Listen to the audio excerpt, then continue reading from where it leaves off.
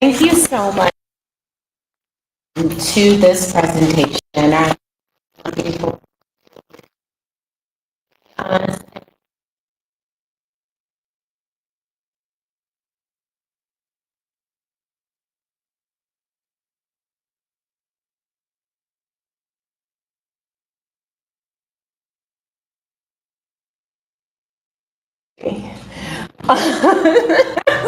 See, we have worked her so hard that she forgot one, but not us, so that's good. Kyungmi is an immense talent, and I'm so pleased to introduce her to you evening.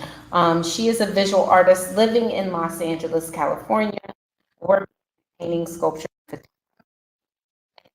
her own paintings of historical narrative position, marginalized bodies at the center of arts that shift as she received an MFA from Berkeley in 1995, and her works have been exhibited at the J. Paul Getty Museum, the Berkeley Art Museum, the Sonje Art Museum, the Japanese American National Art Museum, and the Torrance Art Museum, and I will add Zoo Institute of Arts. She has received numerous grants, including the California Community Foundation grant, the Durfee Grant Fellowship, and the Cultural Peers Master Artist Grant. Collection of Black for the Los Angeles County Museum and the Museum of Pacific Film Art, and I can also work is up in a fantastic show at the Hammer Museum. I am so pleased and have to thank our sponsor, Tim and Joy Light. Thank you so much for always making sure that we bring the best of East Asian arts and cultures to Kalamazoo.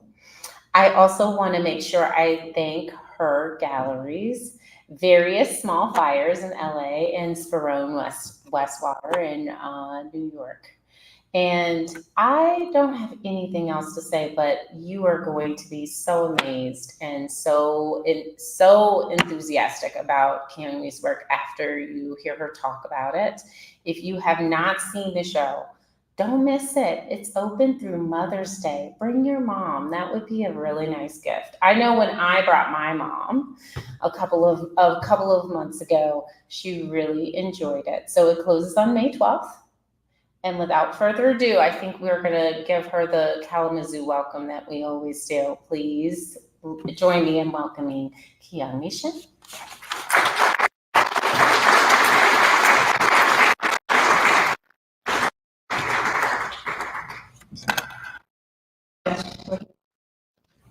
Introduction. Let me pull up the computer. There you go. If the lights down a little bit. Thank you so much, Rima, for that introduction, and thank you for inviting me to give this lecture at the Kalamazoo Institute of Arts in conjunction with my exhibit.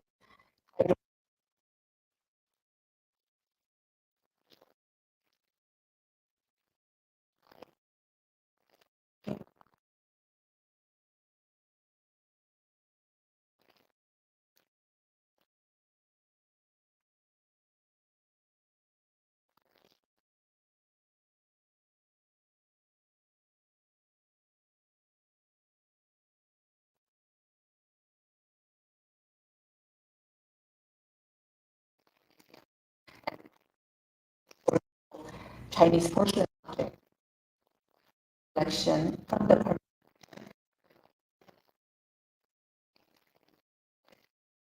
up here. One of the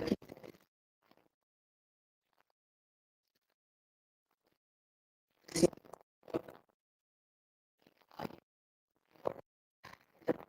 is a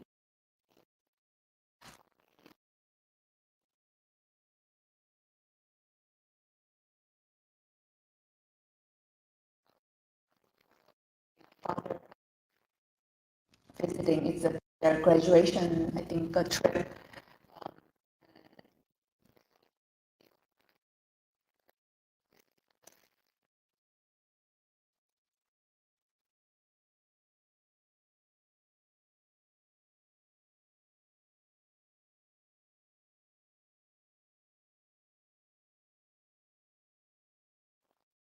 To other exotic way even.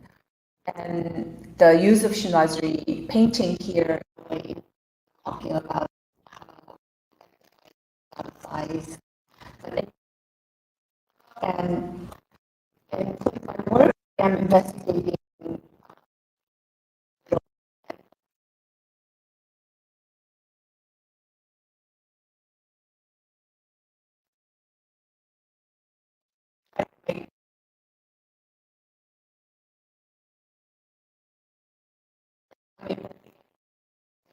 culture and mythology. The mythology versus collective telling. Which version of history are we reading, are we telling?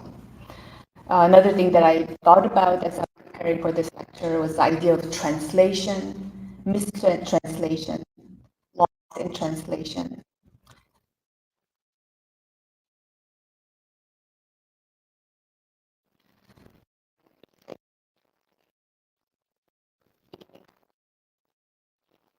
Artistic process and in cultural production. So we have something different to look at. Also, I'm really fascinated with elements and musical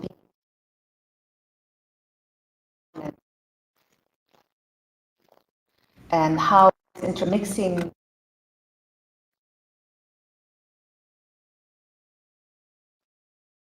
and changes.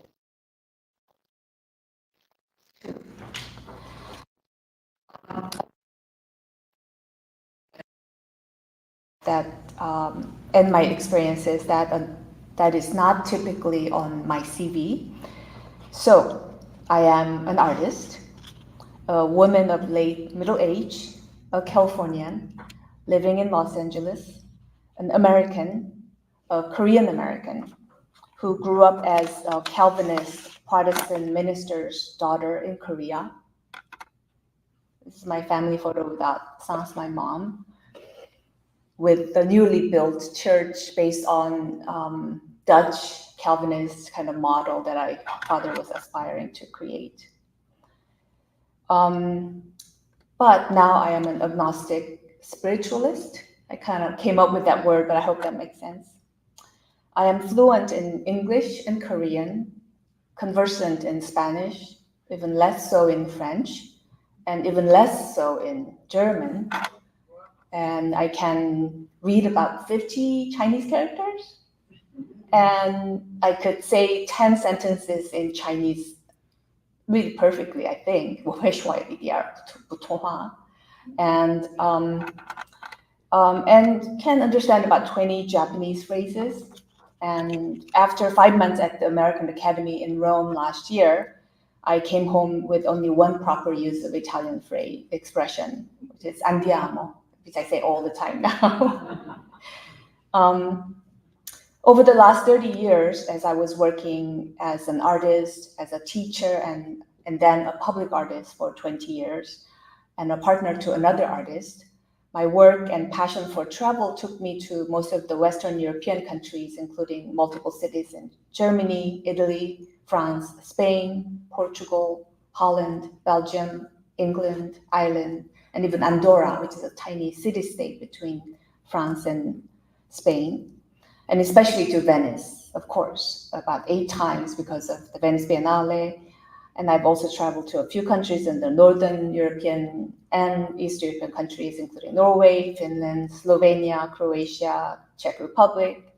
And I've been to a couple of Middle Eastern countries, including Turkey, and where's my note? And Dubai.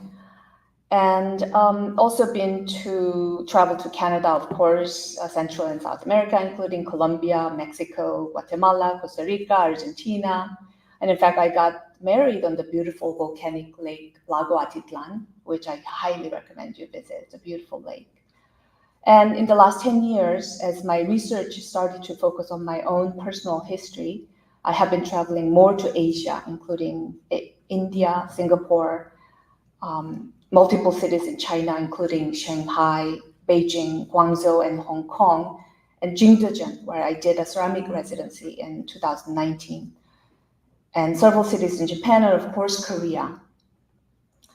And I also have traveled a lot in the US, especially through my public art practice, and to New York, where, of course, every artist loves to visit quite often. And here, I wanted to actually show you this video.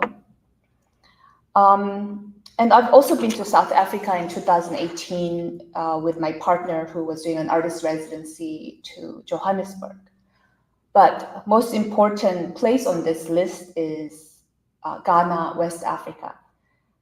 In 2005, I, along with my partner Todd Gray, who also had an exhibit here, I think a few years ago, have bought 3 acres on the beach in the western region of Ghana and built a studio home, later used as an artist residency and now a school.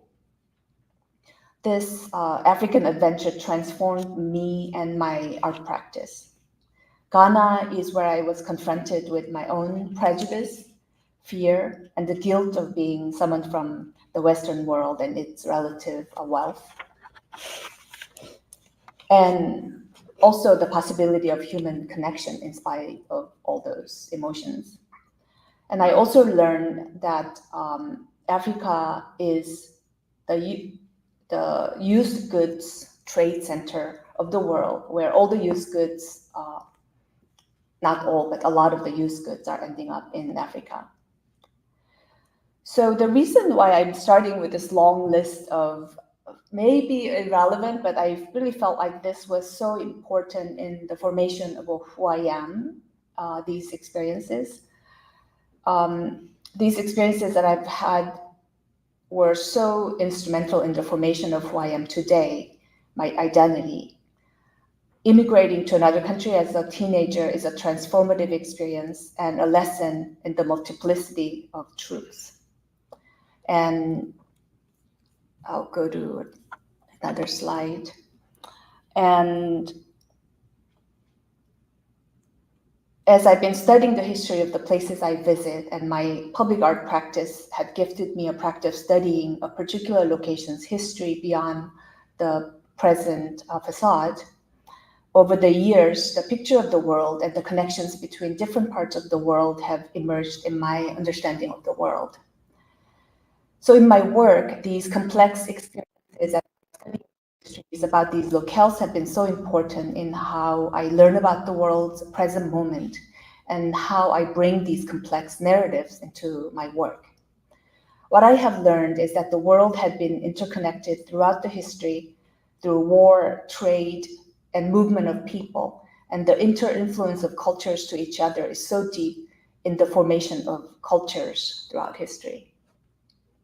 So the seed for my current body of work is started in the late 90s when I worked at the Getty Museum as a gallery teacher. It was one of my first job out of grad school. And I discovered or I was educated in, as part of the collection education, learned about the French decorative arts collection, which had the chinoiserie object. And chinois, as you probably know, is the word term for China in French. And chinoiserie roughly translates as a Chinese or Chinese style objects. So chinoiserie, in terms of art objects, this was one of the very striking objects that I've encountered. You could see a Celadon vase had been turned into a Rococo picture, except that it probably is not usable because of the holes you have to make to attach those embellishments. It's not really usable usable in terms of holding any liquids. But when these early Chinese objects, porcelain, were imported, they were so precious. They were presenting these like a precious jewel. So they are embellishing it with these European accents. And when I saw these objects, I thought, wow, it's an interesting object that is neither or nor. It's not an Eastern object, and it's not truly a Western object either. I guess it's more of a Western object than an Eastern object. And I just thought of this Frankenstein as a very interesting symbol of being a foreigner in the US or being an immigrant. That was my initial response to these objects. And in another, this was another piece from the Getty collection. This is the same object. You're looking at it from two different. Oh no, there are two different ones actually. There might be two different actually pieces. And these are later chinoiserie objects where you can see the details of the. You could see these details are very much European kind of details. And so these would be commissioned by the Europeans, the designs would be sent to China, then they would make it and come back. And by this time, people were ordering whole plate sets with family crests and things like that. And they took a lot of money, and about 2 years from the time you order by the time you get these orders. But it was very interconnected and kind of trade going back and forth. But you could see the marriage between the depiction of Asia in this European fantasy world, but the aesthetic is really uniquely European. And this is another example of chinoiserie artwork. In this case, this is a tapestry, and it's depicting a Chinese court or Chinese gentry having a merry, really good time with someone who looks like a court jester, possibly. Could also see the porcelain objects in the background. And so this blue and white Chinese porcelain became something that so popular. Its influence is evident everywhere all over Europe. If you look at the Dutch ceramics, all the blue and white, that is initially started as an imitation of Chinese, and now what you think of as a Dutch aesthetic is actually has a beginning in Chinese porcelain, imitating Chinese porcelain. So it's really a fascinating study for me to think about the idea of origin, authenticity, copy, and authorship, and it's very murky, right? So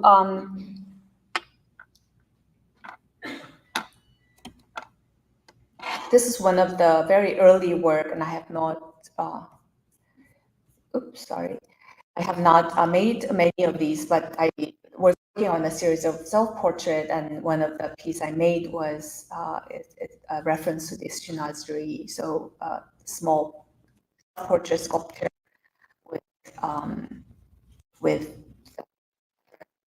that was from actually a Getty collection, blue and white porcelain object. Then the next is skipping about 20 years and closer to now. I think we have similar works in downstairs gallery. These were my kind of chinoiserie objects where I'm attaching these Rococo handles to body parts that I have sculpted at my studio. And so I had this exhibit at the Orange County Museum about 4 years ago, and I wanted to create an artwork or body of work that started with the seed of idea of chinoiserie, and I also wanted to bring a story narrative that at the time I had been going through Alzheimer's.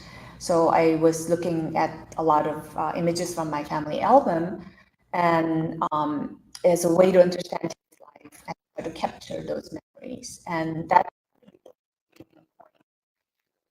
these images, and this is one of the first works that I created.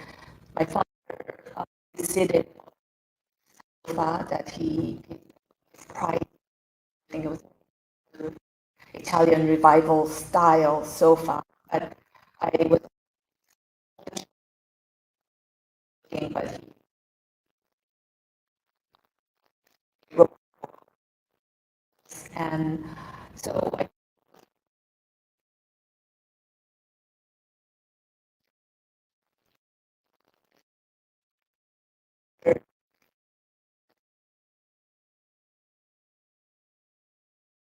and he always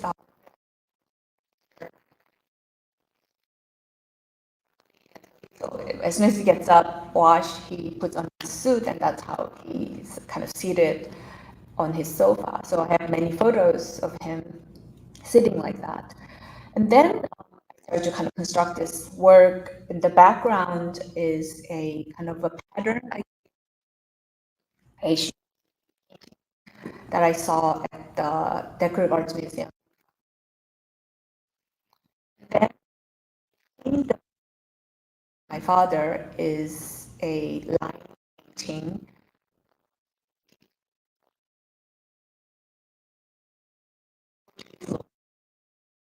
And crazy. I just quickly grabbed this morning it's from the same museum where I took the photo of the other one. These carriages were basically a show power kind of a thing. Actually, the most elaborate carriage belonged to the ambassador of Portugal, not the king, because the ambassador shows the other countries how wealthy, how powerful. So these elaborate details were really about showing of power. And the narrative in these carriages say a lot, right? So this previous detail on this carriage, I was really struck by because I'm only showing the bottom part of the left side. You could see an African subject, and on the right side you see a Chinese subject, and on top there is a white goddess type figure, which I didn't include in this work, but it's really showing Portugal was one of the early colonizers going out to Africa, to the South America, Central and South America. So they were really one of the biggest colonizers. So this is showing their aspirations, right, as a European power. And I also thought kind of connected to that carriage particularly because my partner is African American and I am Asian American. So Africa, Asia being depicted in this carriage. And I also thought the way I've constructed the image, the carriage detail, the Baroque design wheel is really blending into the sofa, and my father's almost floating in the same space, and it's almost like the ghost image kind of behind my father in a way, because my father is somebody who has really adopted this Western mythology or doctrine of Christianity and lived it so fully in his life, really embodying it. And his mission to coming to the U.S. was to Christianize the agnostic, the U.S. that's become more secular. So it is really interesting to kind of create this kind of a narrative as a way to not just to talk about my father's life or my family's history, but also I thought these family photos were opportunities to begin a conversation, to look at the history or the historical forces of how things have come to where it is today. So I wanted to share some images of the exhibit at the Orange County Museum. And at the beginning, at the entrance point of our show downstairs, you could see one of the pairing of the portrait of my father I had made in China, Jingdezhen, and the porcelain ovals as well. This was how they were shown. And I also had self-portraits on the other side. This is the piece downstairs.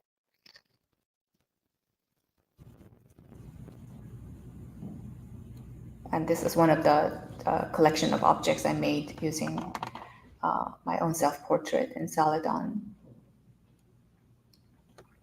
And so in this one, the Lunch on the Grass image, as you know, the Manet's piece is very important historical image. And I was going through my family album, and I was very struck with this particular photograph.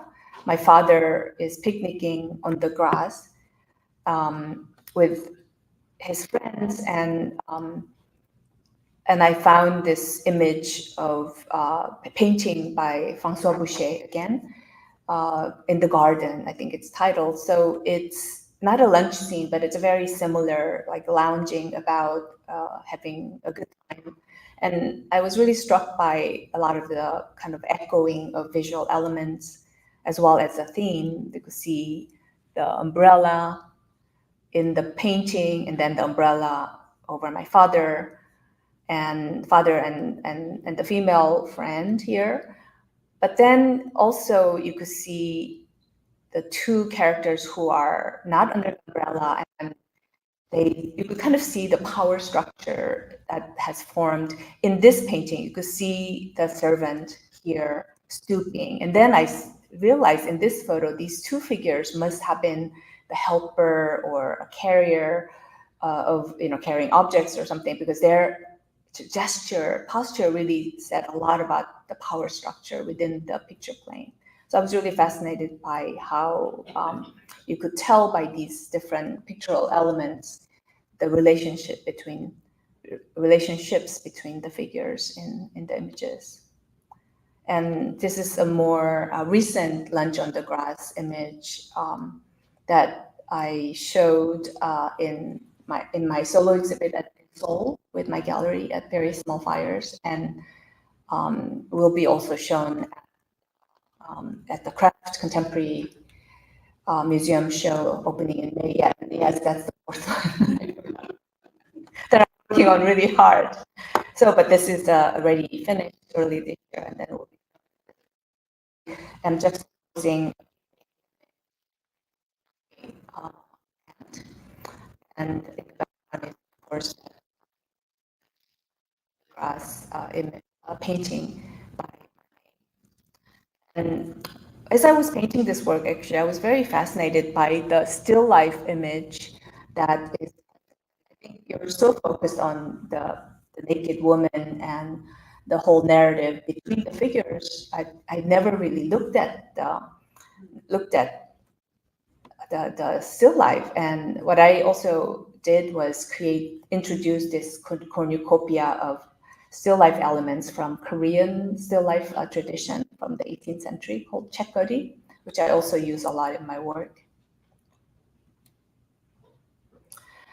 So this is a self-portrait, very large diptych. It's at about 90 by 120 or 125 inches.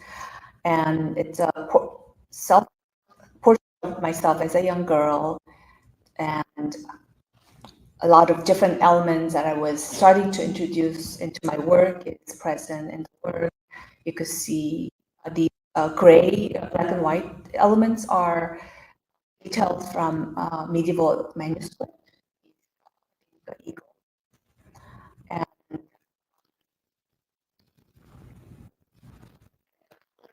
paintings are shaman gods and goddess with a flute, and shaman warrior god with swords.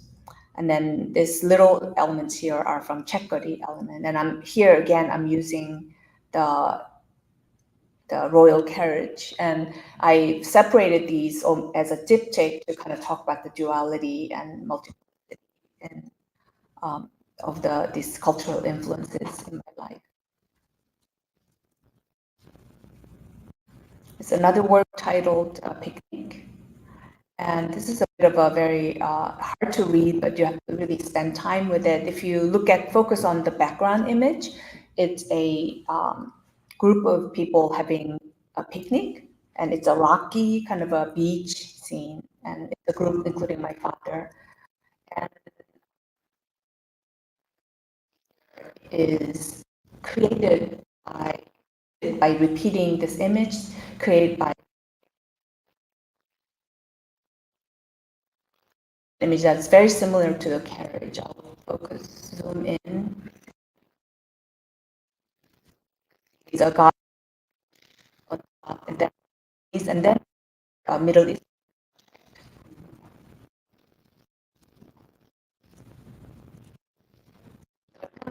People had kind of got drawn paintings.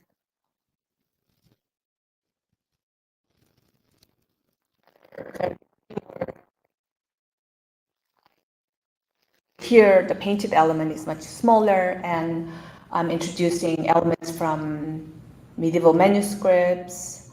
This is a Shinazri painting, and a Korean tiger, as well. This is also element from the Korean tiger painting, and I'm kind of combining these different cultural influences. And the background photograph includes my mother in the middle here. A group of women see the seascape. It's fascinating for me to think about this idea of lounging in nature, which seems to exist both in Asia and Europe. The idea of nature as a place to reflect and kind of get away from, I think, the culture to relax. And this work, I'm trying to push for more complexity, and I actually have these layers. Actually added more stories, and this is one of the pieces I really loved. And this is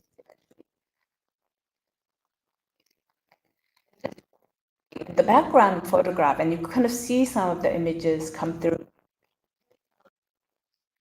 The painted element is 5 figures having a portrait, and I thought it was really funny because it's in nature, but they kind of sit down as if they're inside, and they're cross-legged. That's how they would sit indoors. So it's 5 different figures. I think they're all ministers, and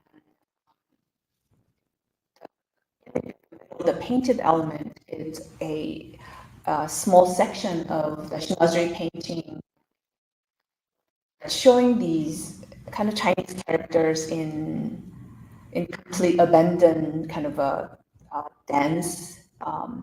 So I thought it was really interesting, the idea of this fantastical world, these Asian men dancing, and I can't really, it's in reality, that's very hard to imagine.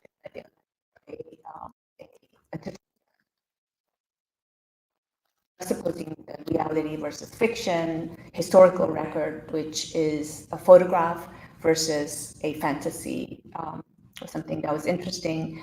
The line painting, which was done in silver, is another genre scene, like a garden scene, Shinazri garden scene.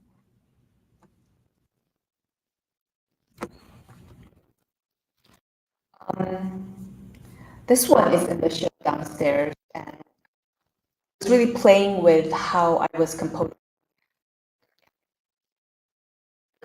My photographic element is very delineated, as you could see the rectangle. I was kind of playing with,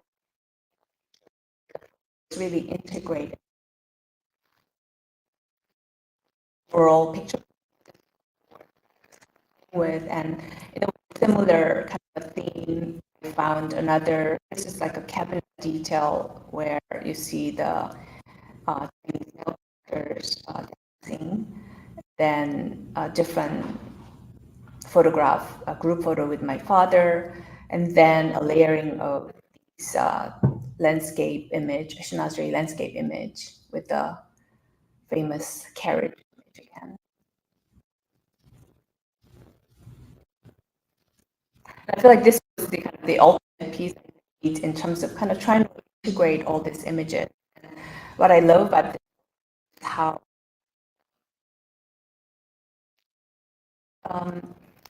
the elements is like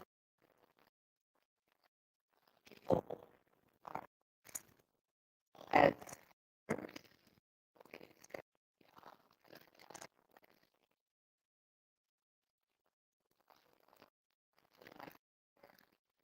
the writer with a image from a medieval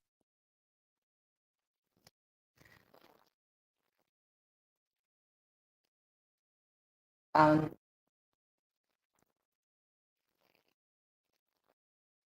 made me think about how this missionary is going out the rest of the world.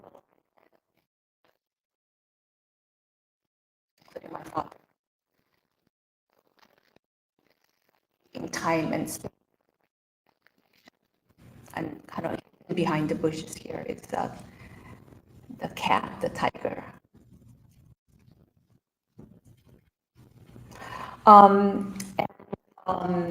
Also, this is now going back a little in time, and during, I remember there was a lot of violence against Asian, and a lot of also against Asian women. I think you all remember that incident in Atlanta at a massage shop. A lot of women were killed.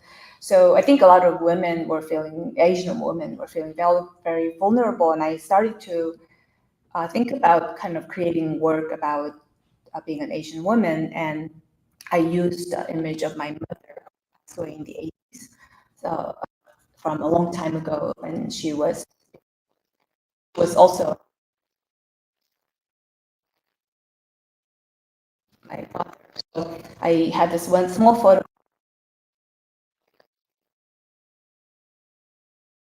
I made a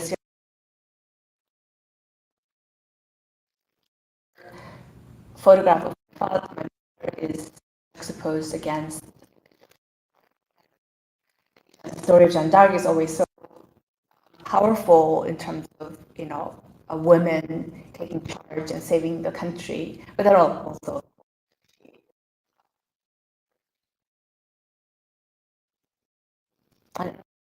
that I from that series using the if you think about the life of this woman, I think she was 14 or 13. She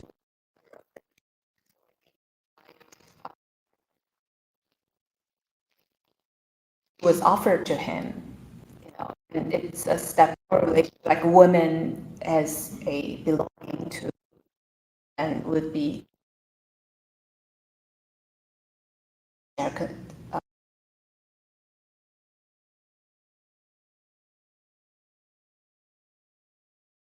tragic in the background becomes a landscape that blends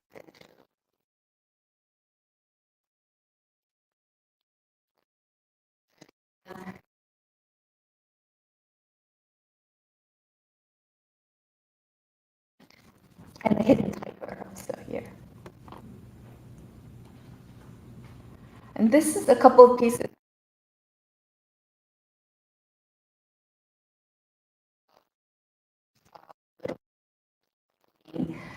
using these photographs that I found 30 years ago when I was a grad student at Berkeley from an abandoned chemistry lab. And these are kind of a family album of sisters that I found so beautiful. And I wanted to do something with these, and now I didn't find it.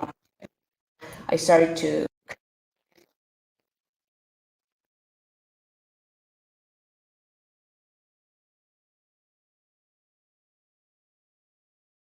it's like these beautiful women doing ordinary looks, but they're really beautiful.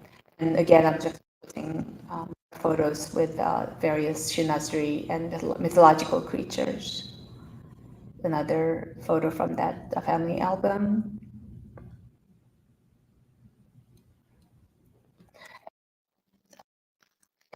women. The background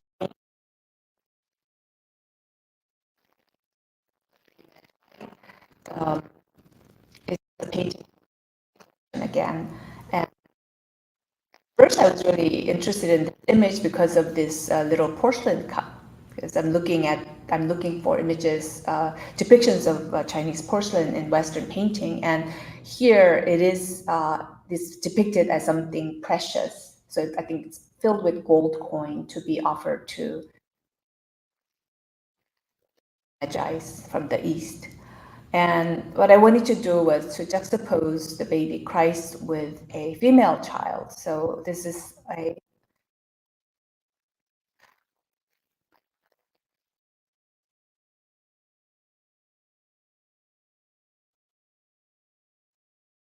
the conversation between the cultures, the preciousness, and this line detailed in silver is from a medieval manuscript, Heaven and Hell. And as you could see a character dragged into fire by the hair. So it's really kind of looking at the heaven and hell and the Christian narrative that it's coming from, and a small temporary detail. To end talk with a piece I'm working on right now.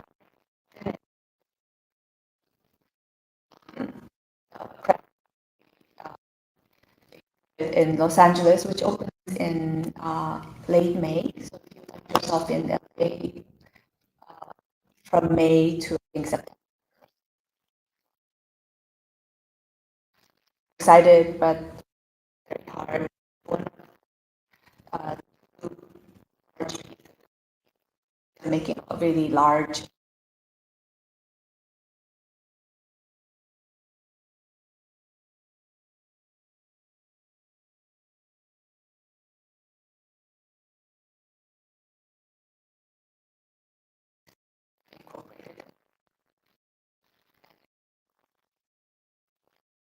is from Dutch illustration. My research formation of exoticism, and the Dutch were really instrumental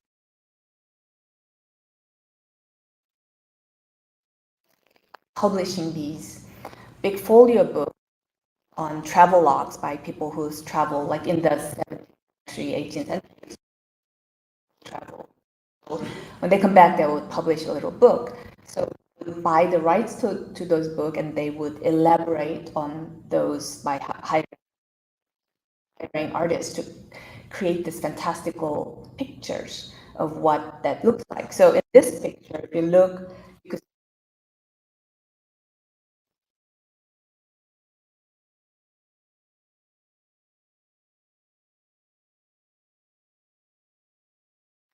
if you look at pictures of the East Coast, they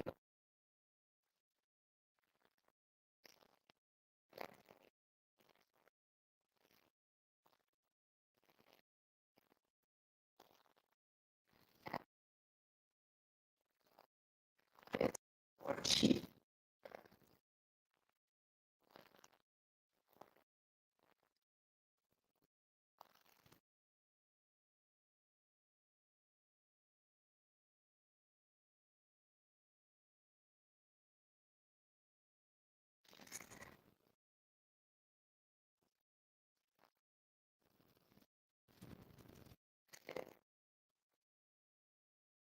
So much.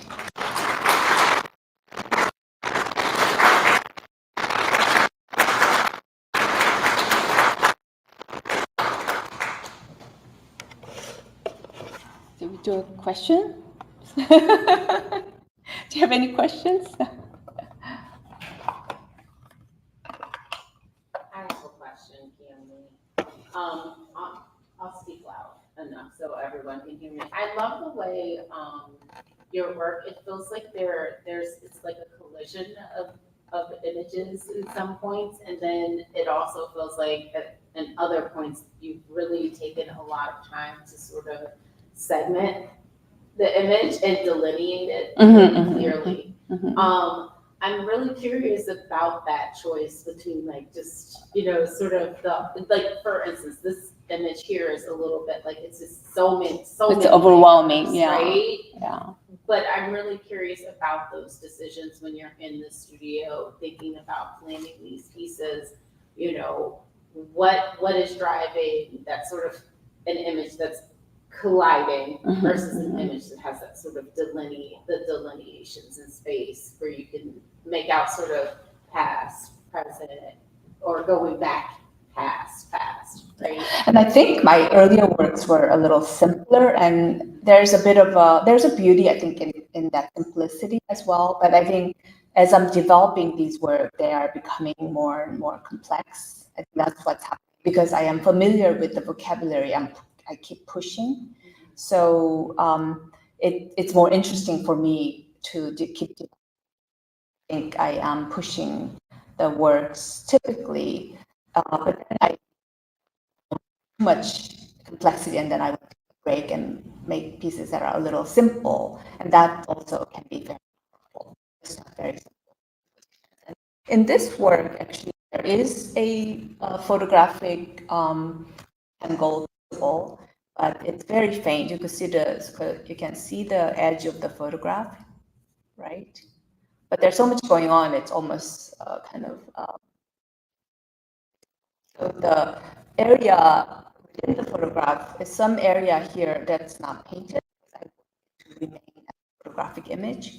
So down here, it's not painted. But then some areas in the middle, somewhere it's painted, some are not painted, like the landscape images or the floral elements I painted, but then I left the figures basically unpainted. The complexity is something I also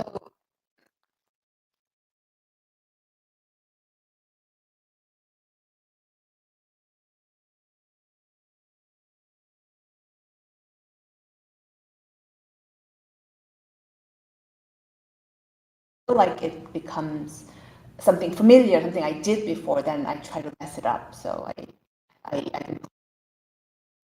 do the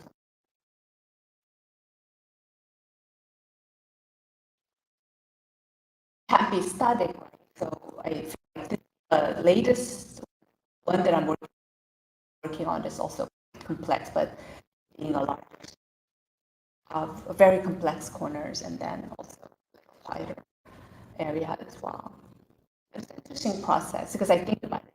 Oh, I did that with this. Can I do that again? But then no. Gotta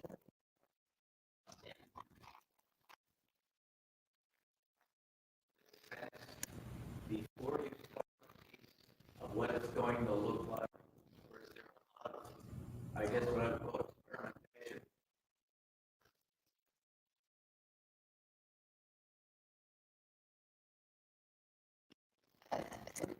I would construct an image and it would be it's like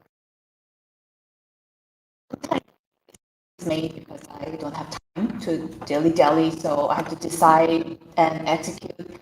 But then sometimes I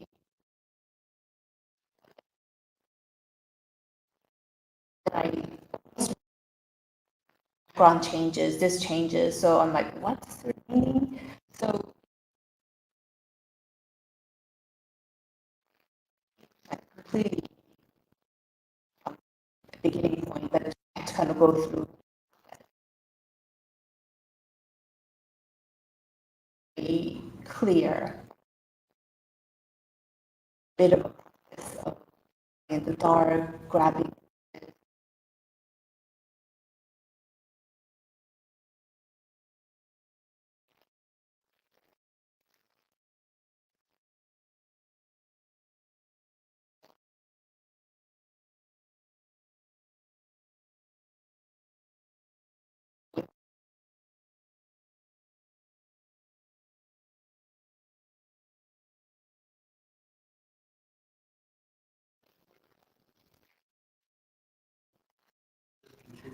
the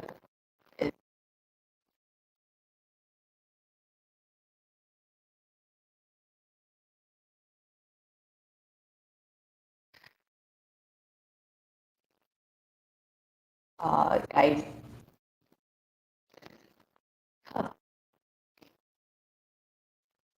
just and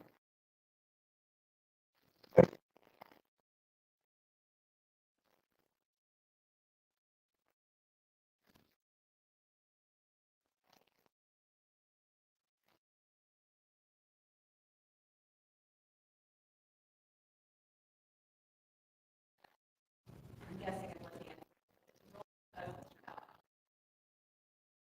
you started the blue and very tight color palette, but the pieces I'm very struck and moved. So what I'm curious about the role of color and in your choices and in the works. Mhm. And is that something that comes to you, or And usually the base color is really dictated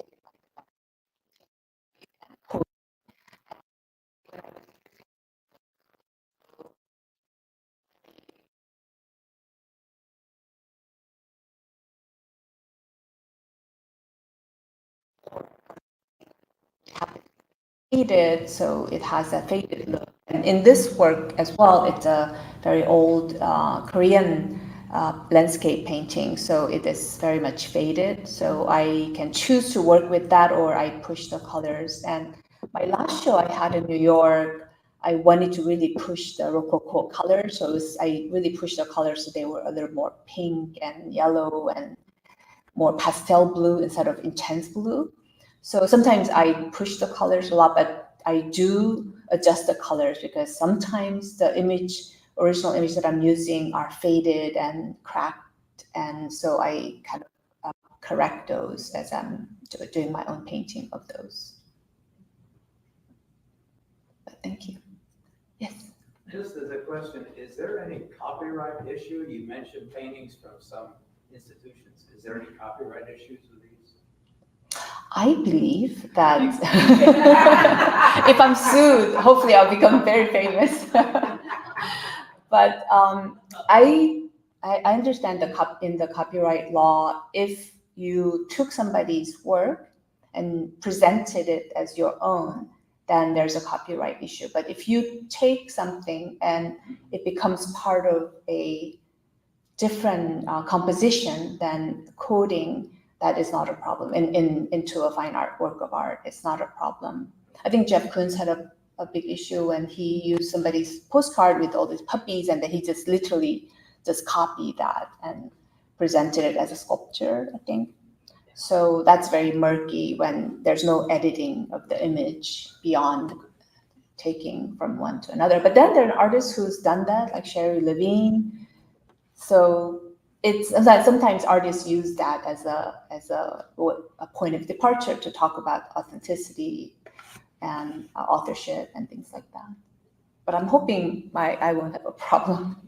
I'm quoting from so many places, and yeah, who made those medieval manuscripts? Anyways,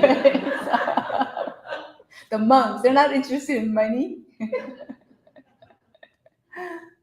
you talk about the sort of subversion of art historical masters in your work? Because over and over again, that sort of struck me that, like, I think about Manet, I think about Boucher, I think about all of the, Dipoli, I think about all of those as being masculine and masters in their own time, but also still today considered masters, or art historical masters. Yeah, I think this idea of master. Well, I want to be a masterful artist in the sense that I want to master my craft, but I think more than the masters, I think a lot about the original and copy, originality. And as I study history, I realize nothing is original. When I was in Rome last year, I was studying the history of Rome, and I realized everything that we thought was American tradition, like all these wedding traditions that you think is American, it's all like Roman tradition. It's so interesting.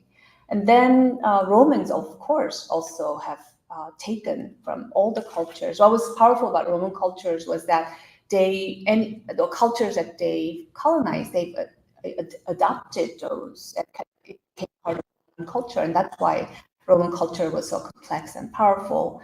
And if you look at also this idea of Chinese porcelain being imported and then Europeans starting to copy, if you still see it in a vintage store, you see all the blue and white porcelain. Why is it there? It started with the first porcelain object that went to Europe in the 13th century. And Europeans didn't know how to make hard paste porcelain. It's all soft clay, which was not as durable. So if you think about the original copy, it's really fascinating to me because the origin of idea is, I don't know, the first person on this earth, but the disbursement of these ideas happens with so many different kind of spider-like, movement that we share ideas. You hear about Nobel Prize winners kind of saying, "Oh, I invented this first, I invented that first." But a lot of times ideas form in different parts of the world almost at the same time, which is really fascinating. So I'm really fascinated by this idea of originality or copy and originals, and or how one cultural aspect or element or visual element comes from one culture, goes to another culture, influences it so profoundly that it becomes that culture's thing. An example of it is when the Indian fabrics, the cotton, colorful fabrics were imported to England first and all over Europe. Europe at the time, all the clothing was pretty much like brown and gray and not much color. So the cotton, then Chinese silks, also colorful, were imported. It transformed European fashion. And now you think floral, this is English aesthetic, right? But it came from India. And you really, after, of course it became India, right? But I mean, it's English. But if you think about the invention, right? If you think about African fabric that you think of as typical African, it is the Dutch had kind of adopted it as their own fashion. This is Pan-African, but invented in Holland and made by Dutch, now mostly made in China, I heard, from Ghana. So stories are so fascinating.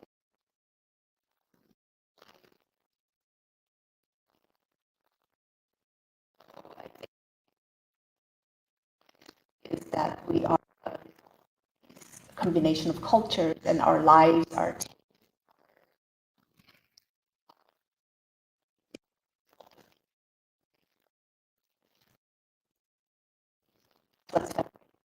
but that's driving my work as well.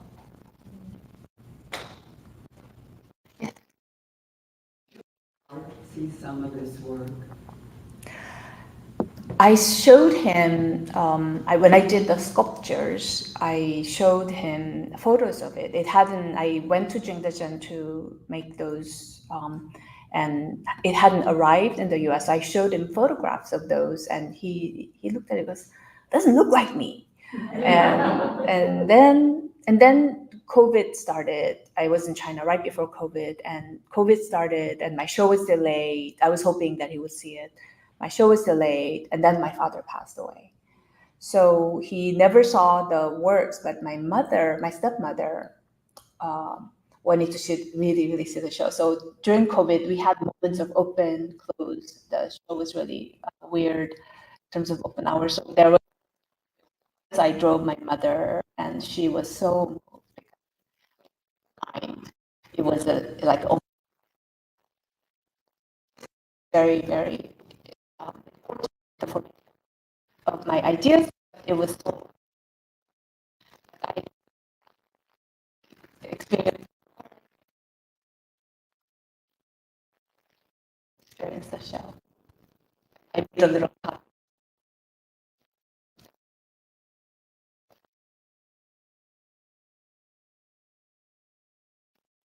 side.